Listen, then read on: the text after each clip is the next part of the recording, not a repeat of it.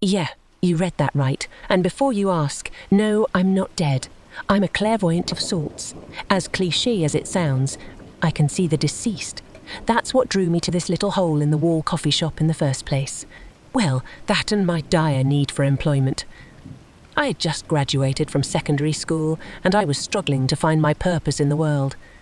I wasn't smart enough to make it into a decent university, and I wasn't exactly cut out for trade school either. On top of that, my parents were going to kick me out if I didn't find a job soon. That's when I stumbled upon Aftermath Coffee.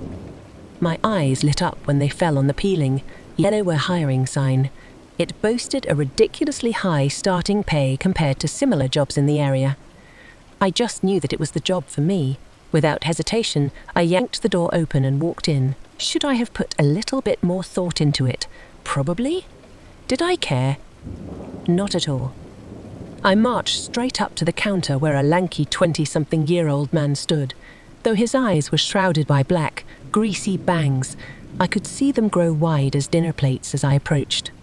"Hey, my name's Calla. You guys are hiring, right?" I said, maintaining fierce eye contact as the flustered barista hurriedly averted his gaze. You can see me."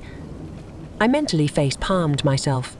I thought there was something strange about him. How did I not notice it sooner? The barista was dead. You see, dead people have this aura about them. It's how I've always been able to easily differentiate between the living and the deceased. There's a sort of black cloud that follows them, a swarm of darkness that clings to their presence like cigarette smoke, and this guy was no exception. "Oh, yeah, so, are you hiring or not?" His pallid face began to twist in confusion. "Hold on, let me get this straight. You're alive, you know that I'm dead, and you still want a job here." "Yeah, it's not that hard to comprehend, dude." Just by the look on his face, I could tell that he was struggling to process my statement. He stared at me blankly, brows knitted together, head cocked to the side like a curious dog. I sighed. This wasn't my first rodeo. "I can see that you're not getting it, so I'll spell it out for you. I've had this gift, or curse depending on how you look at it, ever since I was a little girl. No, I don't know how I got it. My great-aunt Margaret could have jerked off a demon for all I know. I honestly don't care either. Usually don't interact with dead people, because I always end up needing to explain myself, like right now. But as far as I'm concerned, you're all like normal people to me. I mean, except for the 1,000-yard stares and screwed-up appearances, that is." The barista pursed his lips, his gaze fixed to the cash register. He reluctantly glanced up at me. "I'll have to get the manager. Wait here." I nodded, watching as he disappeared into the back. I took that opportunity to drink in my surroundings. Now that I was looking at it, the shop did seem a little dreary. I peered at all the dust-coated tables and chairs. Only 2 were occupied.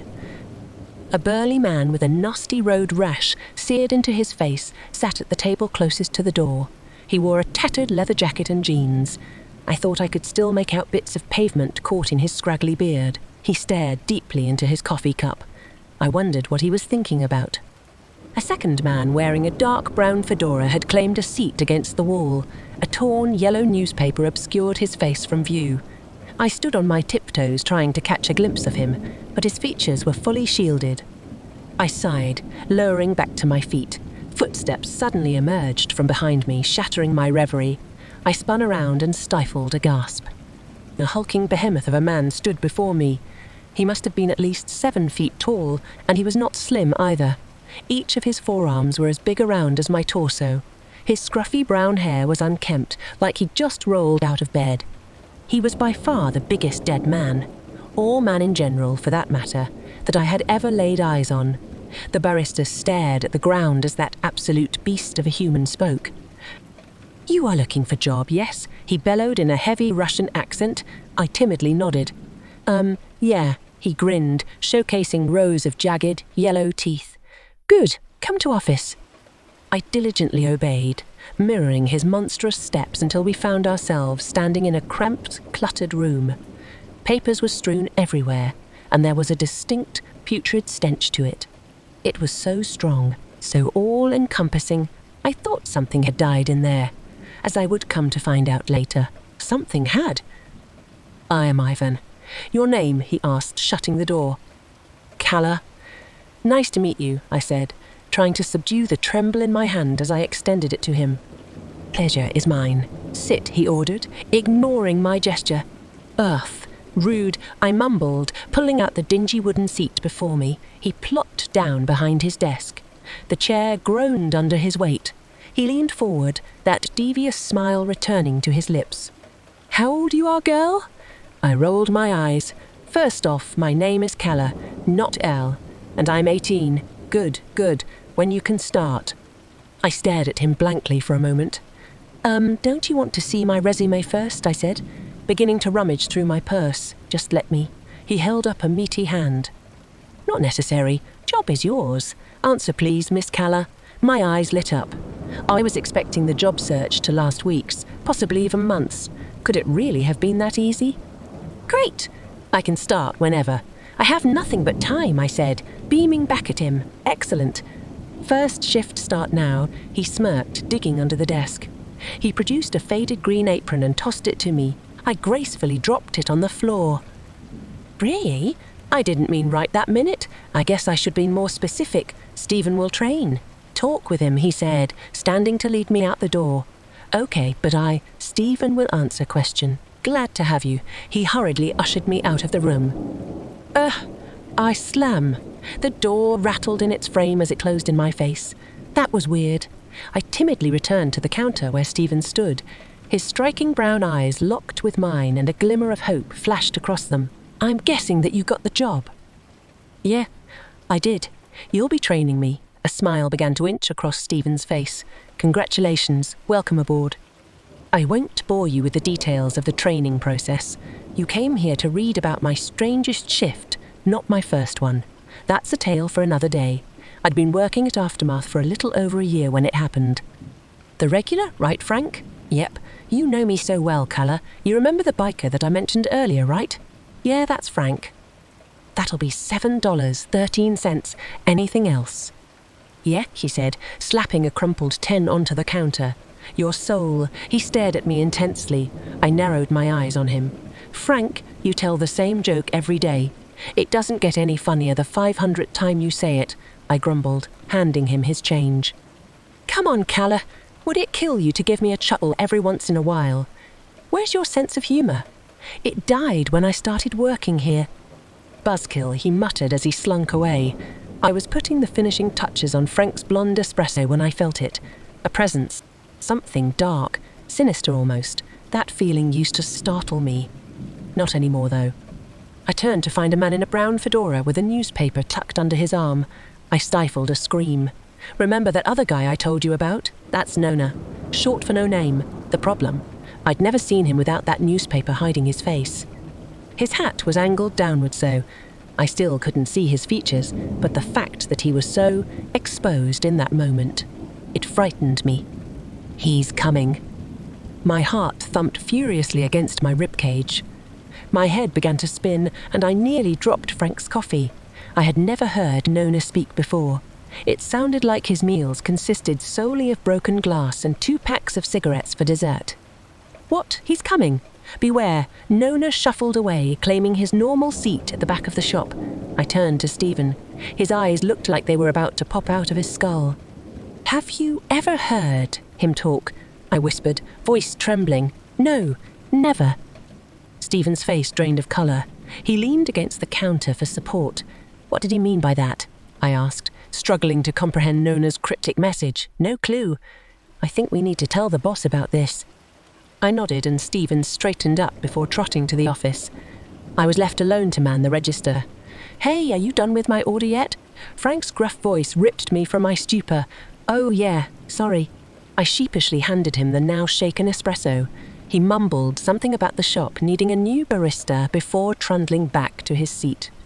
I scoffed, returning to taking inventory, when suddenly I felt it. The atmosphere shifted. The temperature plummeted and I could feel something evil in the air, something dark, twisted and sinister. My blood ran cold when I heard the familiar jingle of the door opening. I hesitantly glanced up. I don't think I'll ever forget what I saw. A slim man wearing a sleek black suit sauntered through the door. He adjusted his blood-red tie as he approached. Pitch-black horns protruded from the rat's nest of messy blonde hair atop his head. His striking blue eyes seemed to stare through me as a grin plastered itself across his face. That's not what really scared me, though. He dragged a thick, rusted chain link behind him, and at the end of that chain link, a man, a bloody, emaciated Japanese man, followed diligently on all fours like some kind of dog.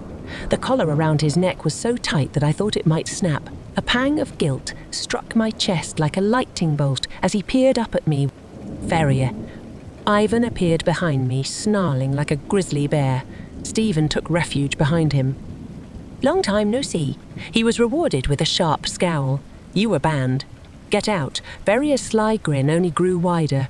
Now, that's no way to speak to a dear old colleague. I miss those days, you know. Ivan slammed his massive fist onto the counter, sending a tremor through the entire shop. He turned to Stephen and me. Go to office. You do not need to see this. We immediately obeyed, peeking around the corner of the doorframe. Who's Verrier? I muttered, mindful to keep quiet. The demon of disobedience. He and Ivan have a past. Last time he stopped by, it wasn't pretty. I pursed my lips. The demon of disobedience dragging a man on a leash. Oh, the irony. Out of my periphery, I could see Frank slithering toward the door. I didn't blame him. I would have left too if I could get away with it. Nona, on the other hand, was still as a statue. He was just standing with his head down beside his usual spot. Honestly, I was more scared of him than the demon screwing with my boss. I'm not at all surprised to see that your manners, or lack thereof, have further deteriorated since our last encounter. You really should work on that, Verrier hissed, snapping me from my stupor. He was almost giggling with a childlike enthusiasm. I will not ask again. Why are you here? Ivan bellowed menacingly. I was just stopping by. Maybe a pup cup for my good little boy here. Isn't that right, Mitsuru? Bark for me, he demanded, patting his victim's head. The man who I now knew to be Mitsuru reluctantly obeyed. Weak barks escaped his lips, shattering my heart.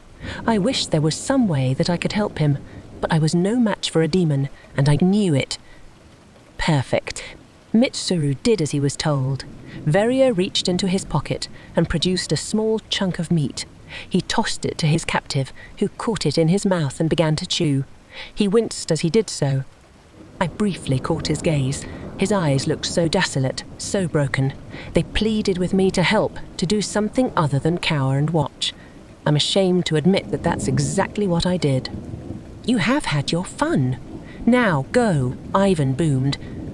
Verrier waved him off, turning to his pet. Stay. Then he marched behind the counter. My heart was beating a mile a minute. Though slight, I could see Ivan trembling. I never thought I'd encounter someone who would strike genuine fear into that man. But here he was. Verrier grabbed a fistful of his shirt and pulled him down to his level. He whispered something into his ear before releasing him. Ivan's eyes grew wide as saucers. Then Verrier turned towards Stephen and me. He began to approach us, taking slow, calculated steps. He was halfway to the office when a dark mass materialized behind him. Nona silently placed a gloved hand on Verrier's shoulder and spun him around. I could practically see the steam wafting from the demon's ears. Who the hell do you think you are, touching me like that? I ought to... Nona began to slowly lift his head, revealing his face to Verrier. Stephen covered my eyes with his hand.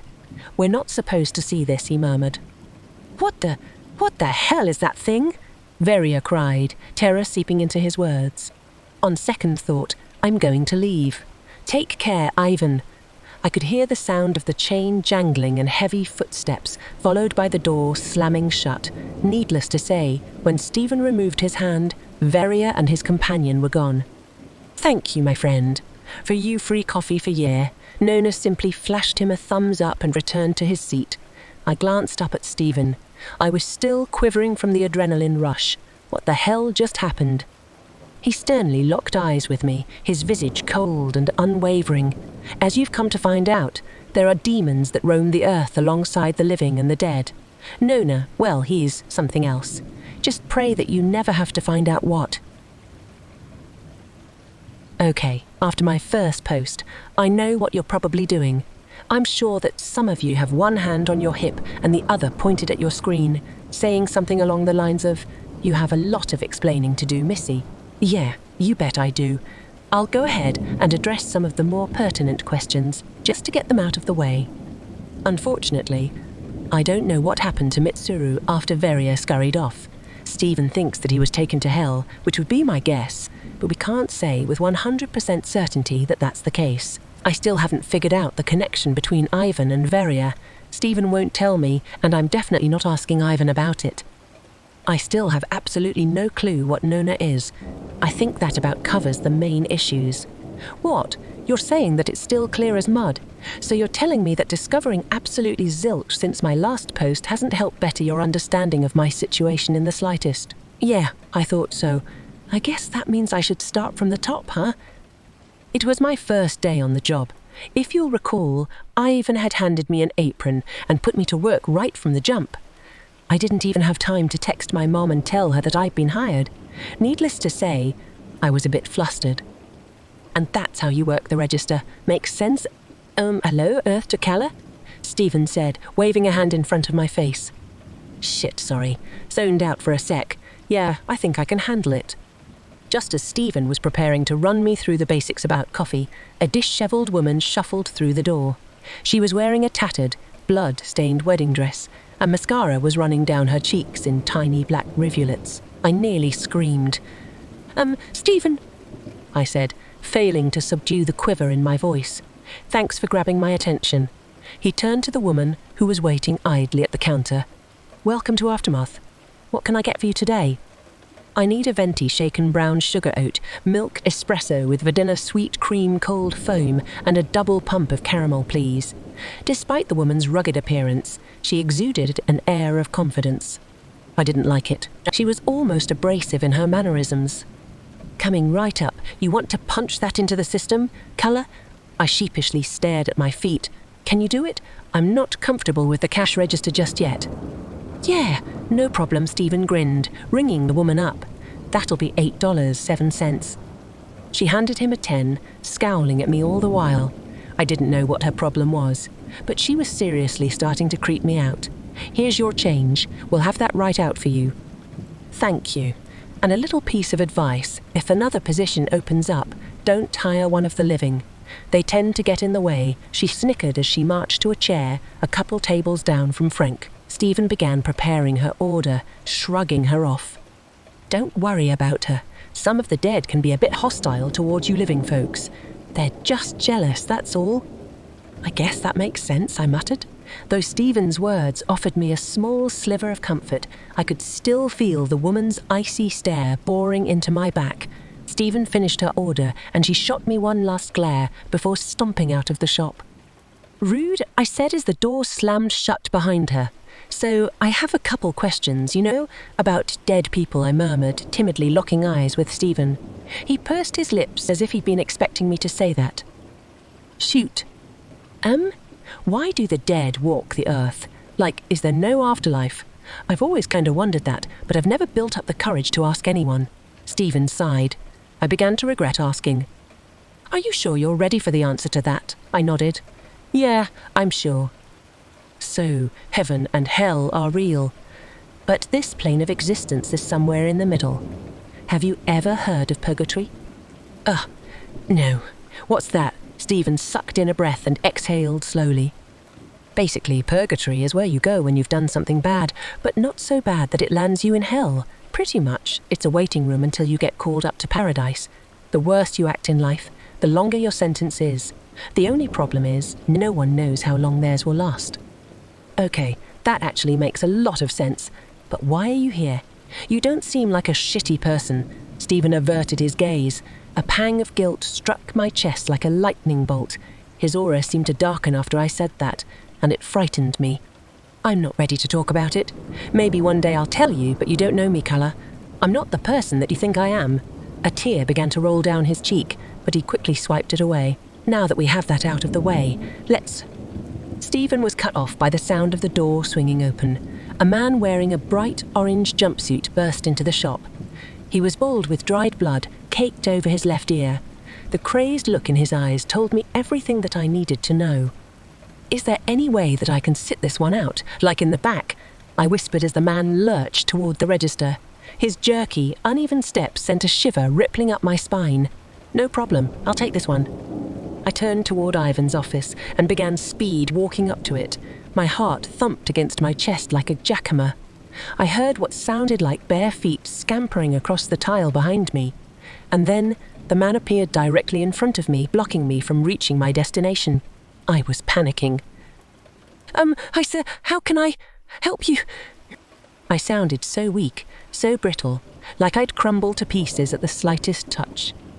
He gave me the once-over, his deranged pupils dancing over my body like ballerinas. I was absolutely disgusted. I felt violated. How can you help me? The man began cackling, his boisterous laughs reverberating off the walls like a pinball machine. You can't help me, darling. I'm far beyond saving. His lips curled up into a nasty snarl, exposing an assortment of brown, rotten teeth. But there is one thing you can do for me. He took a step closer, reaching out a gnarled hand. 3 things happened in unison at that moment. The first was Stephen graciously pulling me out of the lunatic's reach. I couldn't have been more thankful for that. The second was Ivan exploding out of his office in a blind rage. The door slammed against the wall so hard that it left a hole in the plaster.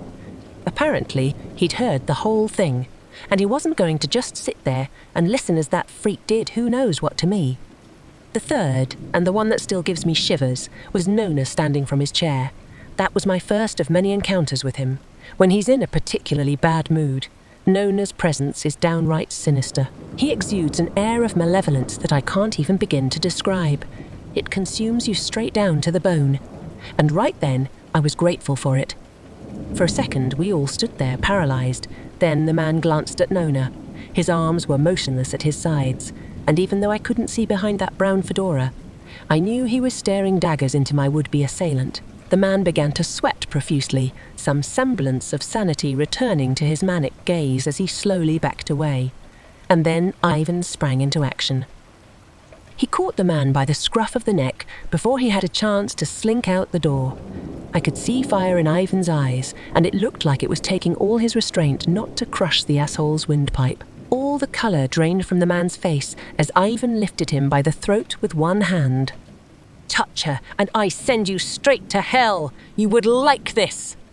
The man fervently shook his head, well, as much as he could in Ivan's death grip, and he mouthed a sad no. I grinned as a pool of liquid began to blossom from his pants. Good. Ivan brutally slammed the trembling man's face onto the counter. He winced at the impact. You will apologize to Kala, yes. Yes, I'm sorry. I'm so sorry. Ivan paused for a moment, as if he was determining whether or not the apology was sufficient. Eventually, he nodded to himself and began to drag the psychopath to the door. I noticed a smirk etched onto Stephen's face and out of my periphery. I saw Nona slowly return to his seat. Ivan shoved the door open and violently tossed the man to the pavement. He scampered off as Ivan yelled obscenities at him.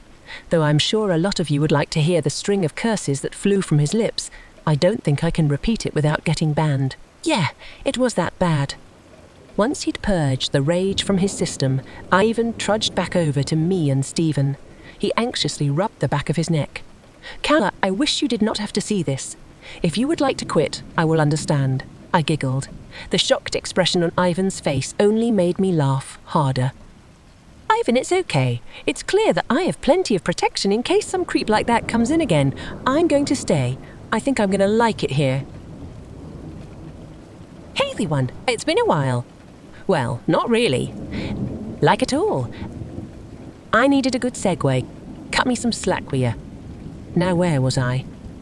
Oh yeah, Ivan's office. Remember when I got hired and I said the place reeked to high heaven? Well, I figured out why, and I was not prepared for the answer. It was a week after I'd been hired. Stephen had me trained to the point where I could make a few basic orders and kinda sorta run the register. The clientele was hit or miss. Still is. Usually, they're either super friendly and outgoing, or they treat me like I murder babies in my free time. There's not many in the centre of the spectrum, which was extremely jarring to deal with as a new employee with zero experience in the workforce, let alone with the dead. Stephen was tending to the espresso maker when a woman in a white wedding dress walked in.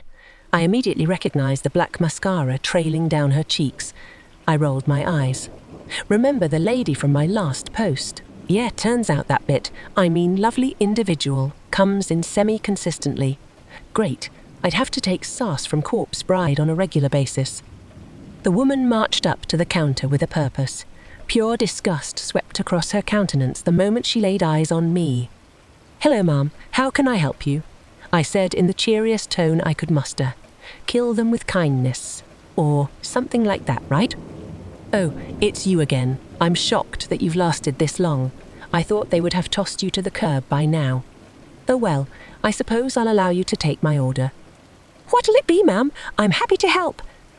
I was grinning so hard that I thought the corners of my mouth might tear. The woman narrowed her eyes on me and crinkled her nose. "You little heathen! How dare you mock me! I'll have you know that my—" "Look, Mrs. Abbott," Stephen began, nudging me behind him. "I'll take your order. Nothing to worry about." She gave Stephen the once-over, then pursed her lips. "I will allow it, but I will be speaking to your superior about this." Stephen took her order and got her out the door as quickly as possible. Once he was finished, he turned to me with a scowl. "Calla." I averted my gaze, glancing sheepishly at my feet. "Yeah. I know that some of our customers can be a bit much, and sometimes they can be downright assholes, but that doesn't mean you can mess with them like that and get away with it.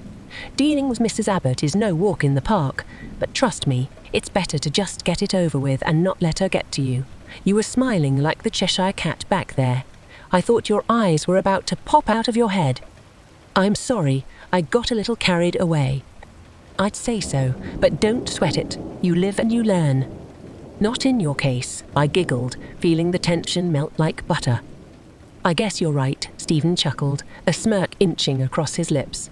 "Now that we have that established, time to mop up the espresso you spilled earlier." I puffed out my lower lip. Fine, but only. Slam! Ivan burst out of his office with a look of pure rage pasted to his face. The impact the door made against the wall nearly sent me sprawling to the floor. He was really starting to do a number on the plaster. "Stephen, watch shop, must deal with problem!" The giant seethed, his thunderous footsteps echoing loudly as he stomped out the front door. Stephen shot me a timid look. I'd hate to be the unlucky bastard who pissed him off. "That makes two of us," I said. Once the shock wore off, I went to grab the mop bucket like Stephen had asked. Then it hit me. A horrible, putrid stench punched my nostrils. It smelled like a horde of skunks had crawled into a dumpster full of poopy diapers on a warm summer day. My eyes began to water, but not before I noticed the source. Ivan had left his office door open. I realised that it was the same acrid odour from when I was hired. Only now, it was dialed up to 11. "Stephen, do you smell that?" I gagged, holding my shirt over my nose. Nope. Lost my sense of smell when I died. Weird stuff like that happens sometimes when you pass. "Well, it reeks in Ivan's office. Is he hiding a sewage plant in there?" "Well, if it's really that bad, I'll go check it out," Stephen said, casually making his way into the war zone. I stood way back as he pushed open the door and stepped inside. "Calla, are you sure?" "I don't see anything in here," Stephen called out, brows knitted together. "Yeah, it smells like ass. Let me see if I can find anything." And that, ladies and gents, is where I messed up. Nosy little me just had to check it out. I should have minded my business like a normal person. But no, curiosity killed the cat, and it almost killed the Calla. I stepped into the room. The stench was overbearing. I thought for sure that my face would melt off at any given moment.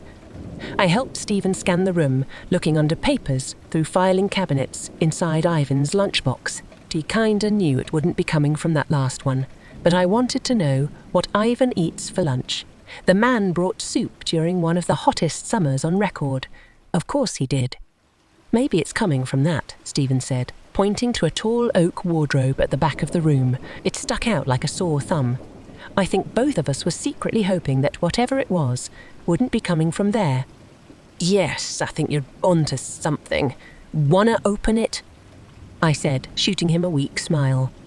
Hell no, I don't. You're the one who smells it. You open it. Isn't that exactly why I shouldn't open it? That reeks so bad that it'll probably knock me unconscious for a week. Good luck explaining that one to Mr. Temper Tantrum.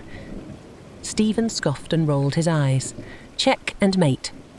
Fine, but you owe me one. I nodded as he reached for the polished wooden knobs. My heart pounded in my throat as the doors swung open. When they finally did, I couldn't stop myself from vomiting all over the floor. Dread washed over me as my mind struggled to process what I was looking at. Crammed inside the sleek oak fixture were two bodies. My mind began to race. What had I gotten myself into? Was my boss a murderer? Who were those people? And most importantly, what the hell should I do? I couldn't go to the cops. I mean, what would I tell them? Hey, so my dead boss has two bodies shoved into a cabinet in the completely real coffee shop that he owns. Pretty sure they'd toss me in the loony bin and throw away the key. Unfortunately, or fortunately, I guess, I still don't know. But either way, I wouldn't have to make that decision. Suddenly, I could feel hot, musty breath on the nape of my neck. It felt like a grizzly bear was looming over me, waiting to rip me to shreds at a moment's notice. I knew that awful presence. It was Ivan. I slowly turned to face the giant, feeling my blood run cold. Fear crashed over me like a tidal wave. This was it. I was about to be stuffed into Ivan's kill cabinet. But as I locked eyes with the behemoth, I didn't see veins popping out of his forehead or steam wafting from his ears. No, he looked shocked. Looks like they're both dudes. Not sure if that makes any difference, but Stephen finally took notice of our boss. His eyes grew wide, and I watched as all the colour drained from his face. We all stared at each other in silence like some kind of strange, awkward Mexican standoff. Ultimately, it was Ivan who broke the silence. He sighed, peering around us before silently shutting the office door. Sit. I have explanation to do. But, no. How do we know you're not going to kill us too? Stephen placed a hand on my shoulder. Keller, just do what he says. We're not really in a position to negotiate right now. A nice try, but I'm already dead, remember? Yeah, I squeaked, pulling out a dilapidated chair beside Stephen. Ivan's rolling chair protested as he plopped into it. I still to this day have no clue how that thing hasn't snapped in half. He sheepishly met our curious gazes. The apprehension was tearing at me like a werewolf ripping into a fresh kill. If he had an explanation for us, it had better be a damn good one. This looked bad, I know, but it was fault of Veria, old co-worker. He sent 2 incubi to seduce me. You know of incubi, yes? Stephen nodded. I watched as a smirk began to blossom across his lips. Meanwhile, my brows furrowed in confusion. An incu? What? An incubus, Stephen said, still grinning deviously, is a sex demon. Usually they impregnate unwilling women, but apparently these two had a thing for our dear employer.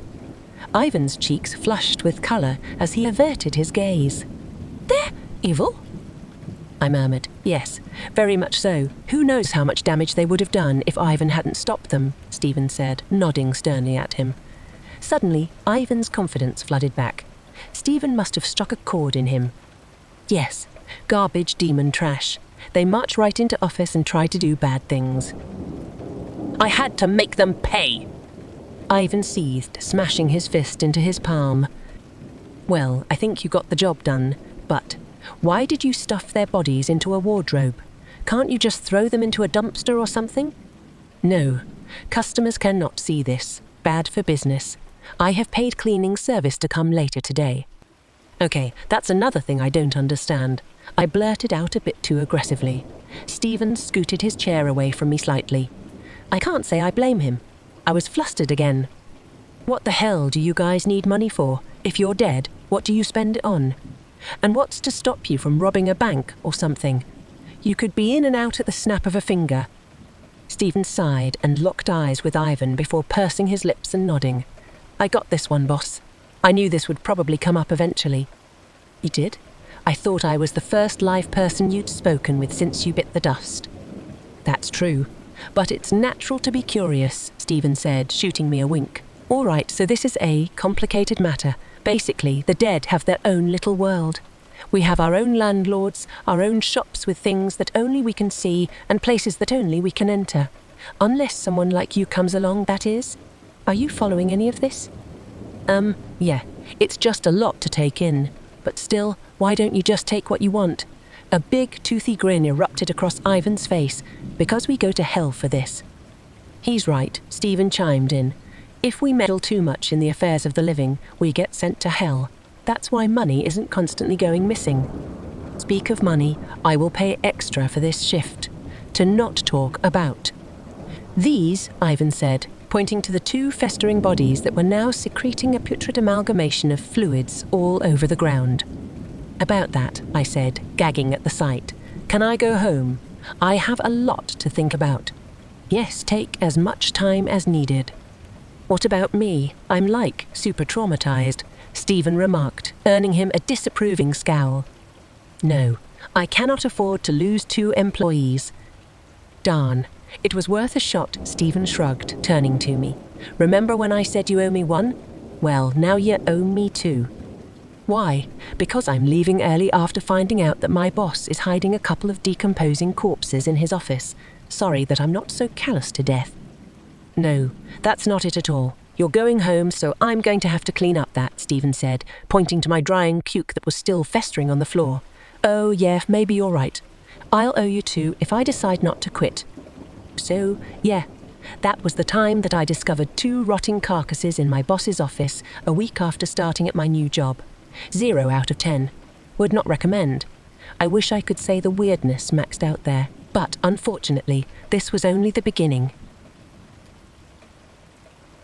Yep. This is going to be a Frank segment. It's his time to shine, and as much as it pains me to tell this story, I don't think I can leave it out. So, here it goes. In case you've forgotten, Frank is the biker with the gnarly road rash seared into his face. Aside from Nona, he's the only other person who comes in literally every day. Honestly, he's not my favourite, but all things considered, Frank isn't that bad. Don't get me wrong, I like the guy. He seems like a decent person. He's just really corny. I think what gets on my nerves the most about him is his dad jokes. I'm all for a good dad joke every once in a while, aren't we all? But believe me, Frank's jokes are far from good. He cycles through the same ones over and over again like a broken record. It gets my blood boiling just thinking about it. Okay, sorry for ranting. Thanks for coming to my TED Talk. On to the story. I was around 6 months into working at Aftermath when this occurred. I wasn't really a newbie anymore, and I was seasoned enough to notice when something seemed off. It was Stephen who pointed it out, though. Hey, Keller, have you seen Frank lately? I think it's like 3 days since he's been in, Stephen said while wiping the counter. No, come to think of it, I haven't seen him in a while either. Maybe, hopefully, his time is up. I mean, people come and go all the time, don't they? Yeah, maybe you're right. Frank doesn't seem like a bad guy. His time must have been pretty short, Stephen mumbled, averting his gaze. Hey, cheer up. I'm sure that you don't have much longer. You're a great person in my eyes, I reassured him, shooting him a grin. I'm glad at least someone thinks so. I didn't even have time to respond, because a customer shoved open the door before I could. I'll give you one guess as to who it was. Ding. We have a winner. It was Frank. Speak of the devil, it was like we'd summoned a smug bastard just by saying his name. Normally, I'd roll my eyes and start whipping up his usual espresso. But that day was different, because Frank wasn't alone. He waltzed through the doorway with his arm wrapped around a gorgeous brunette. And when I say gorgeous, I mean gorgeous. Seriously, she looked like she stepped straight out of a magazine. Lush, wavy hair cascaded down her back. Long, slender legs protruded from a short pencil skirt. Beautiful, deep blue eyes peered around the shop, shimmering like the ocean. And on top of that, the girls weren't shy either, if you know what I mean. I don't swing that way, but I found myself drooling over the enchantress. This had to be some kind of joke, right? Frank is no spring chicken, and this lady was a solid 15 out of 10 on the hotness scale. There was no way he could pull a bombshell like her. Could he? Frank let go of the girl and lowered his shades, something else that was completely new, to make eye contact with her. Go find yourself a seat, babe. I'll get us something good. She nodded, surveying the room. The woman took one look at Nona and shuddered. She plopped down at the table furthest from him, which coincidentally is Frank's regular spot. Can't say I blame her. Nona is terrifying. Frank sauntered up to the counter with more swagger than I knew he possessed. Even then, he had a big, goofy grin plastered across his face. I've always liked that about Frank. Most days, he seems pretty content with life. Or afterlife, I guess. Oh, Frank, I'm impressed. Cute little lady friend you got there. Where'd you meet her? Oh, out. Not too shabby, huh? I may not be as young as I used to be, but I still got it. He smirked, glancing at the stunning woman sitting in his normal seat. I'll give it to you. You did good. So what'll it be? A couple of blonde espressos. She'll have a blonde espresso. I'll take a black coffee. I stared at him, eyes narrowed. Frank, you don't have to get a black coffee to impress her. She won't think any less of you for getting your regular order. Frank sighed, his expression faltering. Calla, can you just get me the black coffee? This is the first girlfriend I've had in a while, and I really don't want her to think I'm a wimp. White, hold the phone. Did he say girlfriend? If I'd been drinking something, I would have spat it out. This was the first time I'd seen this woman, and those two were already official. The dead don't waste any time, huh? Frank, how long have you been seeing this girl? Where'd you meet? What's her name? I want all the details. Spill it, mister. That familiar grin returned to his lips. Most days you won't even crack a smile, but I get a girl, and suddenly you're all ears. I see how it is, Calla. Well, you were gone for 3 whole days, and now you come in with a girlfriend. Of course I'm going to want to hear about her. Frank chuckled. Well, all right, I'll come in some other time and fill you in. Don't want to keep her waiting. Deal? Sure thing, buddy. Go take a seat. I'll bring your drinks right out. Oh, Frank, I'm proud of you, I said, shooting him a soft smile. For a second, I thought I could see a tear forming behind his sunglasses. That means a lot, Calla. It really does, thank you. As Frank took his seat opposite from his supermodel girlfriend, Ivan's door creaked open. Right, on cue. Of course, I'd be damned if I was going to let that horny bastard ruin Frank's chances with this girl. Ivan licked his palm and slicked back his hair. He swept a few crumbs from his dingy white beater before sauntering up to me and Stephen. Gross. How do I look? He said, shooting me a wide grin. He had lettuce caught in his teeth, but I wasn't going to tell him that. Disgusting, as per usual. Where do you think you're going? I'm going to become acquainted with Pretty Lady. Oh, no, the hell you're not. You will not go anywhere near that girl. Do you understand me? I seethed angrily, jabbing a finger toward his chest. This is probably the only woman Frank has ever managed to date, and you will not screw this up for him. Got it? This is no way to speak to your boss, Ivan sneered. Oh yeah, well, this is no way to treat a loyal customer. Fine, I will not interfere. You are buzzkill, Calla? So I've heard, I said as Ivan slunk back to his office. Great job on damage control. I'll make sure that he doesn't try anything if you're not around, Stephen said, flashing me a thumbs up. Thanks. The last thing we need is that rat bastard sticking his nose where it doesn't belong. Frank and his new lover started coming in regularly. It took about 5 days before Frank switched back to his usual order. I guess he couldn't handle the plain coffee anymore. I was happy for him. I really was. But although he wore a genuine smile whenever he was with her, I couldn't help feeling like Frank's new girl was hiding something. Why did I think that? You might ask. Well, to be quite honest, it was the way she looked at Nona. He was no stranger to the normal mean mug stares from other patrons. But this woman didn't just scowl at him. She'd look almost disappointed every time she'd spot Nona in his seat, like she was really hoping he wouldn't be there. The whole thing felt strange to me. I needed to know if my concerns were justified. Hey, Stephen, I whispered after tending to a customer. What's up? Have you noticed anything? off about Frank's new girlfriend. I feel like she's up to something." Stephen's brows furrowed in confusion. "Nope, I'll be sure to keep an eye out, though. Why do you ask?" "Oh, just a feeling.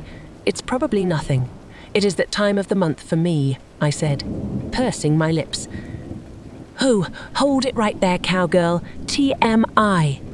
Hoops, my bad." I watched the pair like a hawk after that. Well, as discreetly as I could, at least. Oh, and by the way, Frank never stopped by to fill me in on all the juicy details. Was I a little pissed at him for that? But honestly, I couldn't stay mad at him. He looked truly happy for the first time since I'd started working at Aftermath. Nona was gone when it happened. It was strange to see his table empty, but it did happen every once in a while. I guess even he has matters to attend to every now and then. It was only Stephen and me in the shop. Frank and his girlfriend, whose name I'd learned was Kara, shuffled through the door. Kara's eyes lit up when she noticed that Nona was gone. An uneasy feeling twisted in my gut when I saw that. "Kara, can I get the usual?" Frank shouted, waving to me as he headed to his spot. "Sure thing, coming right up."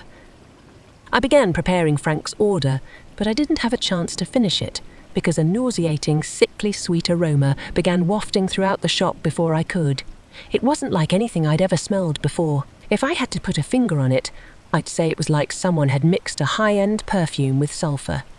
Sweet with a putrid scent lurking just below the surface. It took me a moment to notice that I was paralyzed. I couldn't move a muscle. Fear coursed through my veins like venom. What the hell was going on? Blood pounded in my ears as I watched Kara stand from her seat. She was grinning from ear to ear, like a child on Christmas Day. The smell grew stronger the closer she got. That evil bitch. I knew there was something wrong about her. My eyes darted from side to side, searching desperately for anything that might be able to help me. That's when I noticed Stephen out of my periphery. I couldn't be sure, but I thought I noticed him wink at me. Kara sashayed up to the counter, leaving Frank alone at his booth to helplessly watch the entire thing. Poor guy. He'd been used. My heart shattered for him. Frank might not be the most perceptive dude out there, but he didn't deserve that. "Hello, Kayla," Kara said, squinting to read my name tag. I stared blankly at her in response. "Ha! How inconsiderate of me. You couldn't respond if you wanted to. I'm sure that you're wondering why I'm doing this. Well, long story short, you could be a very valuable asset to me, a live girl who can mingle with the dead. You will make a great translator of sorts. I knew that you wouldn't willingly work for a demon, and there's no way that thing would have allowed me to take you. So, this was my safest option," Kara said, making her way behind the counter. Shit! This was not good. Nona was missing, everyone was frozen, and I had no way to defend myself. Yep, this is it. I'm doomed. My heart pounded against my chest like a jackhammer as Kara whispered into my ear, "You're going to make a wonderful pet." I clenched my eyes shut. This couldn't be happening. I was going into shock. Then I suddenly felt something warm spray the back of my neck. I opened my eyes. The smell was dissipating, and I was beginning to regain mobility of my limbs. I slowly turned my head. My eyes grew wide as saucers when I drank in the scene before me. Stephen was holding a bloody knife. Care writhed on the ground, desperately trying to stop the bleeding, to no avail. She had a deep laceration on her neck. I watched in horror as dark black blood pooled around her body. That was the first time I'd seen the light snuffed out of someone's eyes. That's something that I hope I never have to bear witness to again. Once her body stilled, I glanced up at Stephen. He looked completely out of it, like he'd never expected to have to do something so heinous. But eventually, he noticed my stare and abruptly snapped out of it. Her power didn't work on me. I can't smell. The shop closed early that day. Ivan called to have the cleaning service take care of the body. Fortunately, they were able to squeeze us in the same day. I was in a state of shock, but Stephen had it worse than me. He actually had to murder someone to save us. That would take a toll on anyone, living or dead. Frank, Stephen, and I were sitting at his favourite booth waiting for the cleaning crew to finish up. Of course, Ivan had a problem to take care of at the worst possible time, so he left me and Stephen to close up shop. Such an asshole. Way to treat your employees. Guys, I know I've said it before, but I'm so sorry. I never would have guessed that Kara was a demon. if that's even her real name. I should known, though. No woman that hot would ever date a loser like me, Frank said, breaking our tense silence. Hey, don't talk like that. You had no way of knowing. And you're not a loser. You're a cornball, but you're no loser, I said, flashing him a soft smile. Thanks, Calla. That's nice of you to say. A weak grin began to tug at the corners of his lips. What a shitty situation. The clean-up crew waved to us as they carried the body bag out the door. Frank and I returned the gesture. Stephen didn't even look up. Well, I guess I'm going to split. Got a lot to think about. Are you two going to be okay? Frank asked, standing to leave. Yeah, we'll be fine. Eventually. See you later, Frank. Bye, Calla. Bye, Steve-o. I'm going to mop the floor before we go. I won't leave you here. Take as long as you need. I started to stand, but Stephen's fingers suddenly wrapped around my wrist. Calla, wait. There's something I need to tell you, he muttered, glancing up at me. Tears were brimming at the corners of his eyes. My heart dropped into my stomach. This was really getting to him. I quietly returned to my seat and Stephen released his grip. Do you remember when you asked why I was here, in the in-between? Vaguely, I think, I squeaked, eagerly awaiting his reply. Well, all this has gotten me thinking. I've decided that I'm finally ready to tell you. Stephen, you don't have to. I'm fine with not. No, I need to get this off my chest. I've been carrying this around for too long. I have to tell someone, he said. I nodded, motioning for him to continue. So, I'm sure that you might have put the pieces together based on my lack of physical injuries. It's fucked up, you know. The dead have to wear what we die in forever. We can take it off, but it'll just appear right back on our bodies the second we do. That's why I've always worn this black long-sleeve shirt under my uniform. It's what I died in. I always wore long sleeves, even in the summer. And this is why, Stephen said, rolling up the sleeve over his left arm. His skin was racked with track marks. Angry red sores glared back at me. My mouth fell open. It was all starting to make sense. I was a junkie.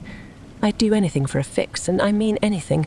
I've sold my body, pawned stolen items, conned people out of money, all to get high. But the worst thing I've ever done, what cemented my place here, Stephen trailed off, choking back tears.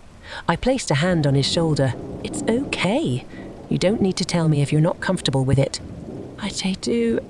Just give me a second. I can do this. He took a long, deep breath.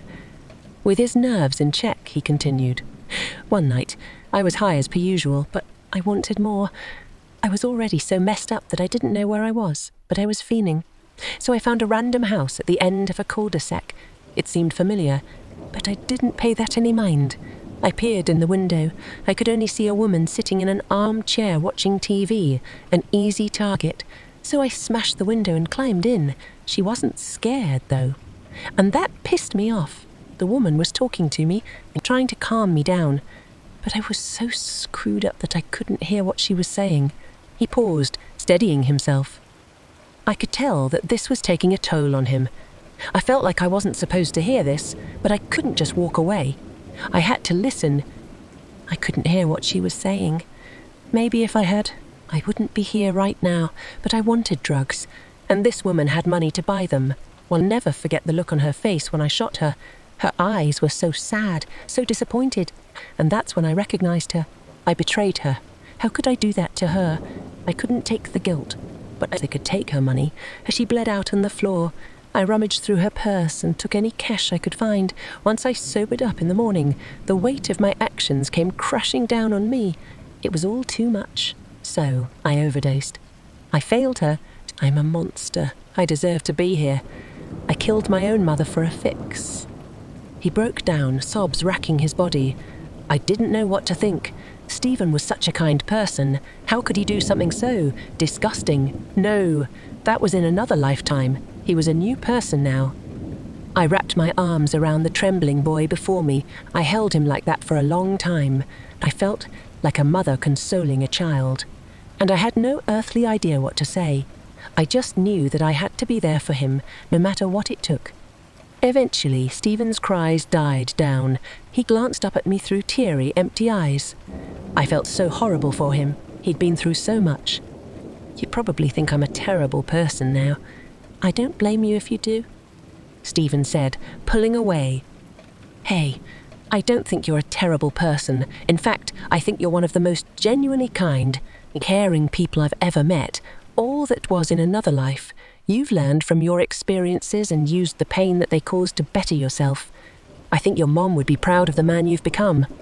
Stephen's face contorted in confusion. Then his visage melted into one of acceptance. He locked eyes with me, a renewed sense of determination sweeping across his countenance. Thank you, Calla. You don't know how much that means. I really hope you're right. I don't know how I'm going to get through this post. It's been a couple days and I'm still really shaken up. Honestly, after everything that's happened, I'm not okay. Yes, Verrier came back, but there's so much more. Like I said, this happened a couple days ago.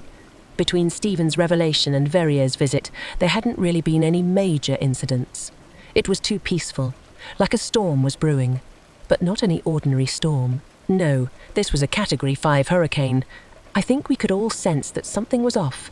Tension still hadn't quite settled from Verrier's previous appearance, and we were all a little on edge. The atmosphere felt strange, and I didn't like it one bit. Hey, Stephen, I said, putting the finishing touches on Frank's espresso. What's up? Do things feel? Hold on just a second.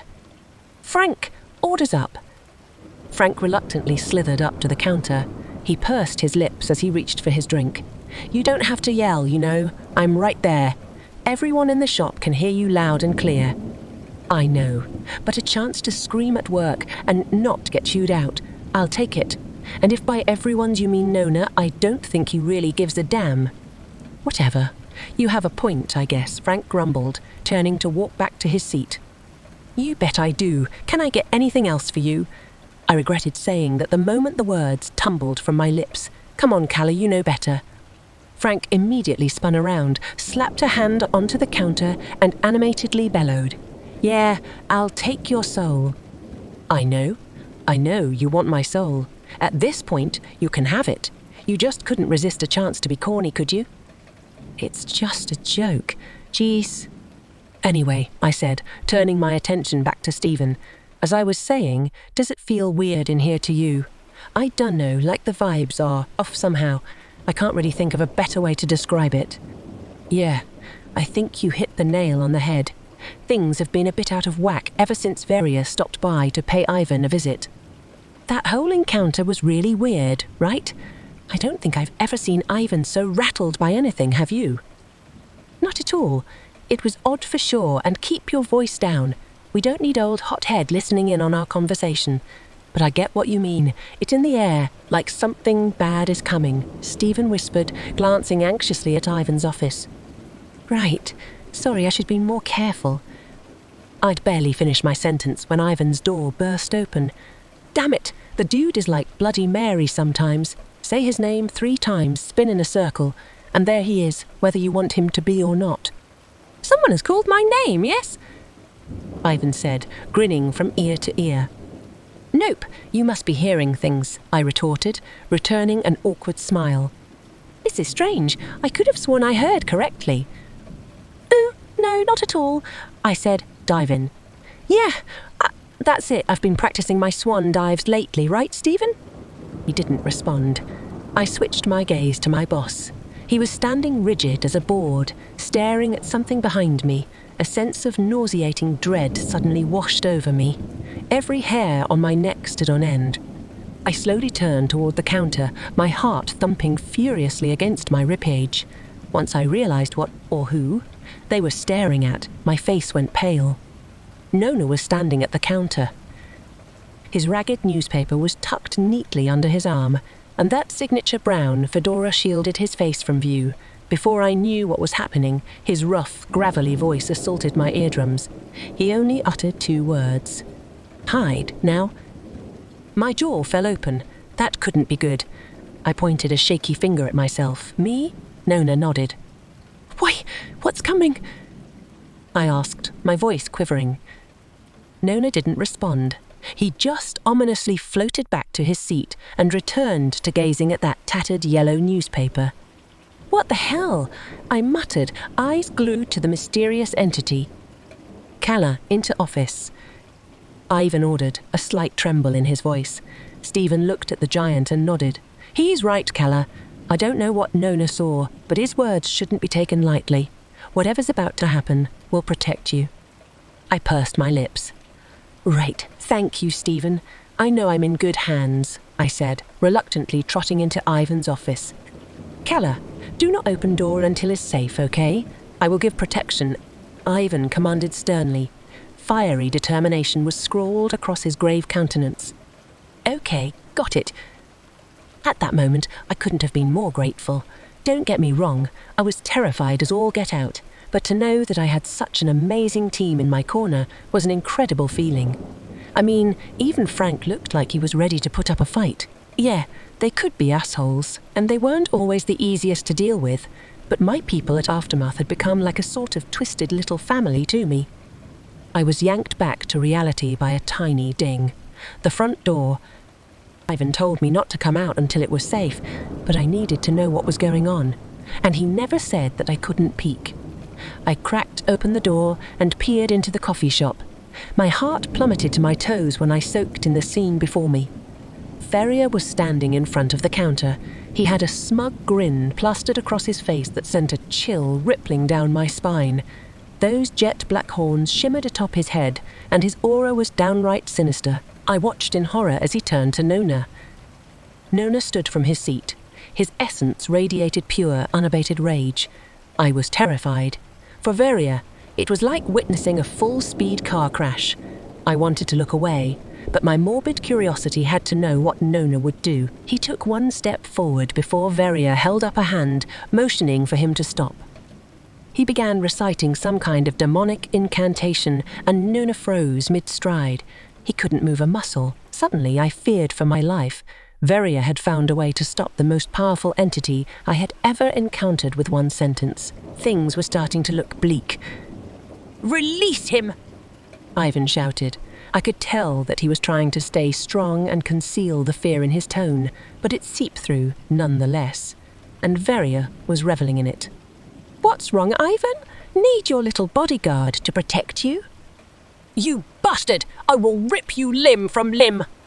Oh, not so fast, big guy. You must have forgotten about our contract. Lay one finger on me, and you'll find yourself in the fiery depths quicker than you can snap my neck. Ivan lowered his head in defeat. This couldn't be happening. "Now have you made your decision?" Verrier said. His slimy smirk was so wide that I thought the corners of his mouth would tear. His soulless eyes shimmered with elation as Ivan hesitantly met his gaze. "I cannot choose such a thing. I will not," he solemnly muttered. "Well, all right then. I'll choose for you. I'll take the girl," he proclaimed, snapping his head in my direction.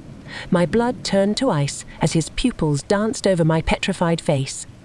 "Ivan, what's going on? What is this?" I squeaked, cowering behind the door frame. Ivan took a long, deep breath, then exhaled slowly before making eye contact with me. My bottom lip began to quiver. Tears brimmed at the giant's eyes, threatening to spill down his cheeks at a moment's notice. "Keller, I am sorry. Verrier and I made a deal a long time ago. He would never visit again. I had to trade for a person most valuable to me.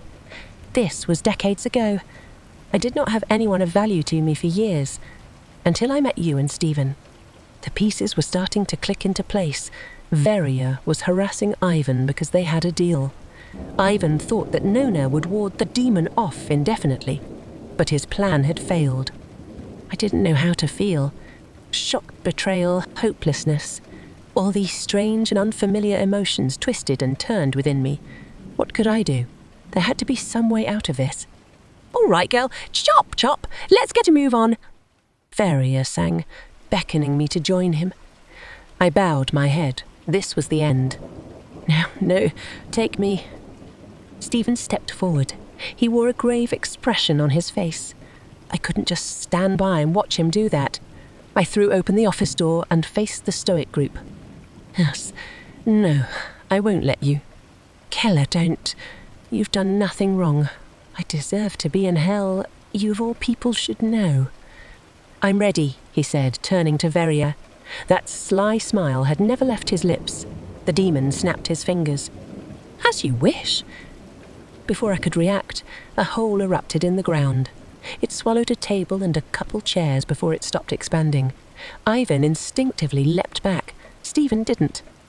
My eyes grew wide as dozens upon dozens of grey, mangled hands emerged from the pit, grappling aimlessly at the air. One of them found a purchase on Stephen's ankle.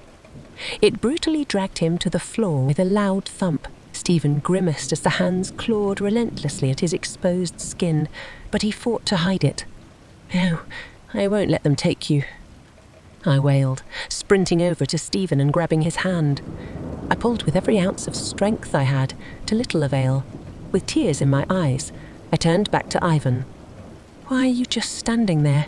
Get over here and help me." "I am sorry. I cannot interfere." I was sobbing, my cheeks burning red with frustration. "You have to, please." "Keller," Stephen said. He was quivering as he spoke, but through the pain, I could make out something else behind his dark pupils. "Acceptance? You have to let go." "I won't. I can't. It doesn't have to be this way." "Keller, look at me." I reluctantly met his gaze. He was smiling. "Please." My heart shattered for him. Even when he found himself in the devil's clutches, Stephen was managing to pull it together. For me, I fervently shook my head, tightening my grasp. But despite my efforts, I could feel him slipping. The hands dug their decrepit digits into Stephen, tearing at his clothing. They wouldn't let up. It was too much. Stephen's fingers slid from mine. I couldn't hold on. I couldn't save him. "No!"